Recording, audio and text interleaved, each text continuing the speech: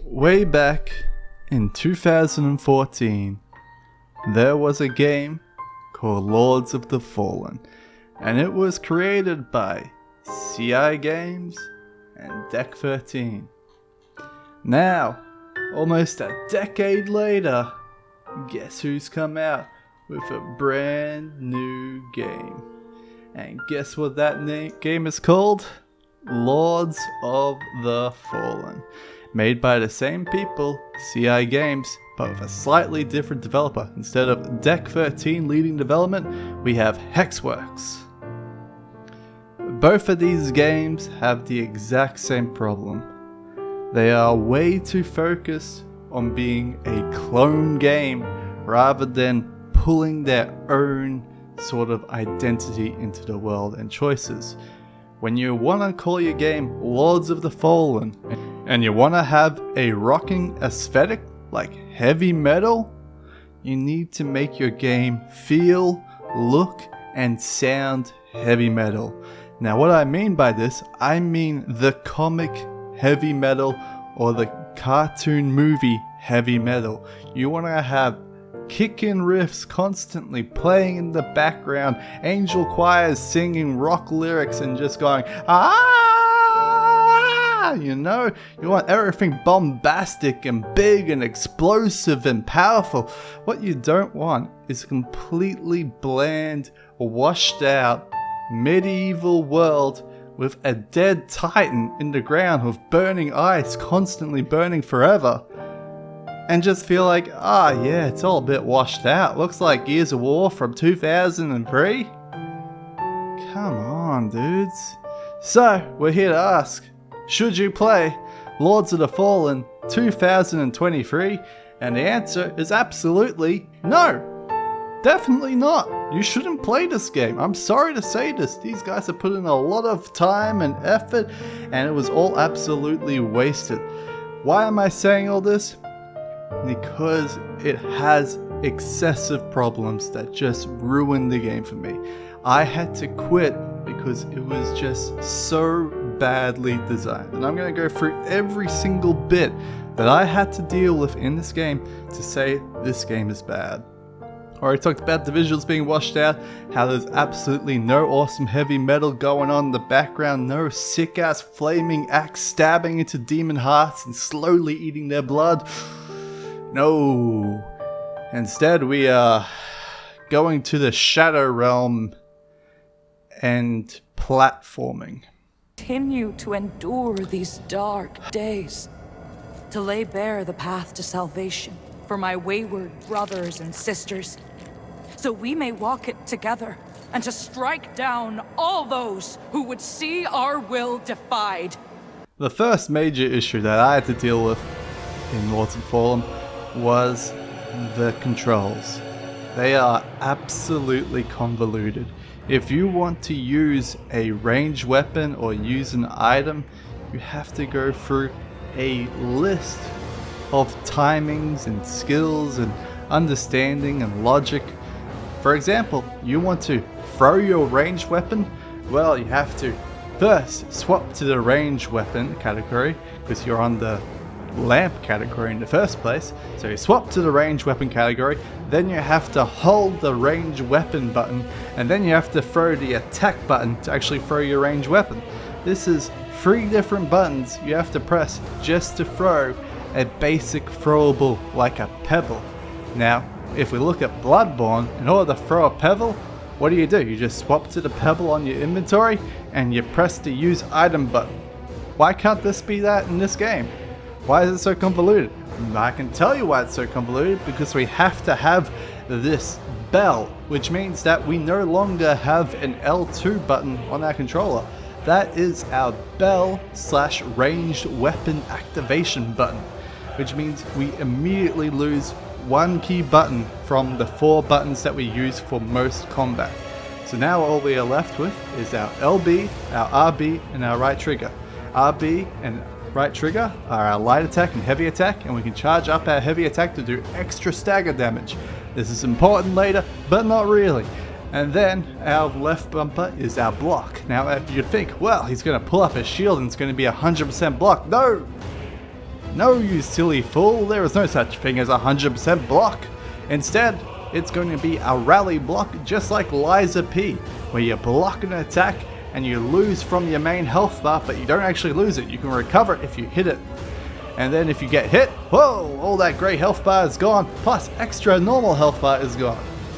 And so it's like super punishing if you're not constantly blocking. And I absolutely hated this mechanic in Liza P because it just forces you to be a passive player constantly, meaning you're always going, alright, I just gotta wait for my turn. I just gotta wait for my turn to attack, rather than being the active participant in the fighting combat ballet and choosing the right attacks in between attacks and getting extra hits in, being a little bit greedy, getting punished for it. Instead, it's just, I have to block, otherwise I literally get fucked. Not only do we get fucked by our bad blocking, which has the stupid block parry. Now what do I mean by block parry? In order to parry in this game, you have to press the block button precisely in order to get your parry. And what this parry doesn't even negate all damage. All it does is reduce the enemy player's stagger. So you still take full damage for doing a proper parry. What? Then, on top of this, our life bar has been chopped in half in order to use our double life system like Sekiro dies twice. Seriously, they chopped our life bar in half in order to give us 2 lives. Now, I don't know about you, I personally rather have one big as life bar than 2 small life bars. That's me personally. So now, what's our gameplay loop? Our gameplay loop is perfect parry to reduce the stagger timings, to increase the stagger build up on the enemy, which allows us to do a front stab, a visceral attack, just like in Liza P. Except, we can actually see the parry bar, which is great. It means that we can slightly build predictions around when we should be using our heavy attack in order to break their parry and everything else and get a good visceral attack. Except, it doesn't really end up working out that way. Because of the way the parry works, you have to get your perfect parries in order to get your life back and everything else. You're now literally relying on this parry for all of your damage. You're no longer going, well, I can get a hit here, I can get a hit there, and going, I don't need to parry at all, I can just dodge hits. No, in this game, your dodge roll is about as useless as your block. It will most likely be missing and you getting hit. Because the tracking in this game is absolutely insane. These guys have full range tracking, especially when they're doing headbutts. When you want to climb a ladder, you get hit, you fall off the ladder. You want to do anything? Well, guess what? You're going to get staggered before the enemy gets staggered. They have literally infinite amounts of heavy armor, whereas you have 0. Which means if they just, breathe near you, you go, oh, I'm staggered, oh. But if they get hit, they just shrug it off like the juggernauts that they are, and you ain't. Now, one of the main things that I talked about in Liza P is there is no musical timings to attacks. Now, it was bad in Liza P. It's even worse in Lords of the Fallen. You cannot tell at all, just by looking visually at the enemy's attack, when you should intuitively perfect parry.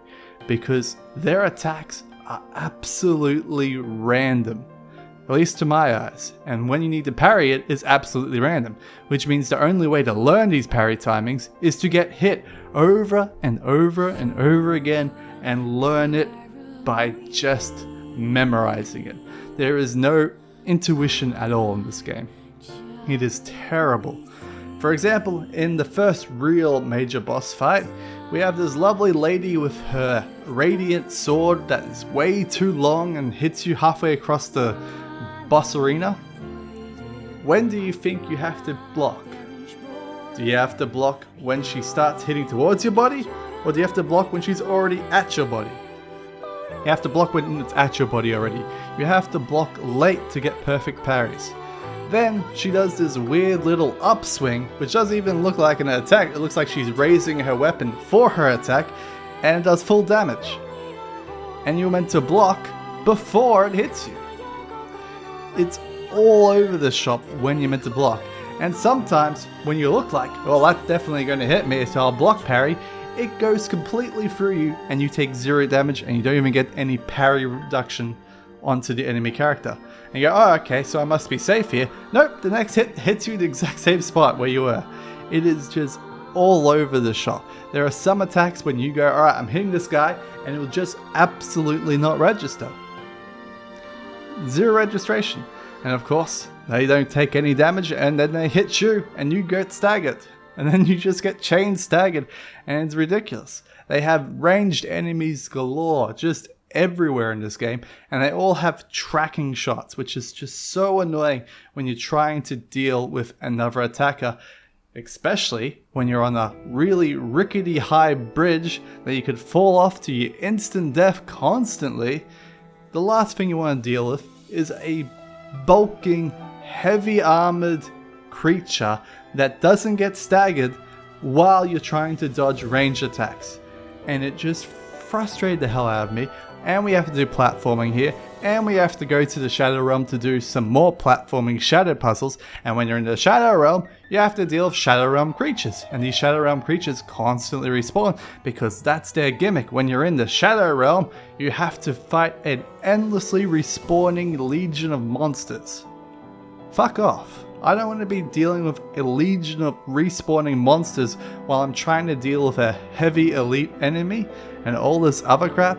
Then we have enemies that have ranged attacks that are basically machine guns with 0 charge up time, and they can instantly swap from their ranged attack to chucking bombs in the ground that if you touch do massive damage and do burning damage that give you the burning effect, and then you die from the burning effect. And then they also have this crazy melee 4-strike combo that just keeps going and going. They're dancing in front of you and like, when do I get a turn to play? When is it my turn to have fun? There is no fun in this game. Then we get to the people talking, and my god, the VO and writing in this game is over the top. Hello, can you believe it? That thing if over there if my friend if? It's crazy if my dear dude if? Seriously, that's how they talk. It is impossibly annoying. And this hub town is ridiculously big. But don't worry, to compensate for this ridiculously long hub town, they give you the fastest run in the world. It literally looks like you're breaking the game how fast you're running in this game, because he just trucks down like it's not Metal Gear Solid, Gears of War, where he just like ducks down and goes, it's just ridiculous. And so, all this to say, I quit this game. I rage quitted. I was like, fuck this. I don't want to play this game at all. Thankfully, there's a 5-finger discount, my dudes. Between you and me, there's no DRM. So it got cracked instantly. So if you're considering wanting to check this game out, you know, do a little 5-finger discount. And then decide from there whether or not you actually want to pay for this game. Now, I'm not here to influence your decision. Don't buy this game. But it's up to you in the end. And you personally have to decide whether or not you want to play or buy this game, Lords of the Fallen. I regret even installing it. It is terrible. See you guys later.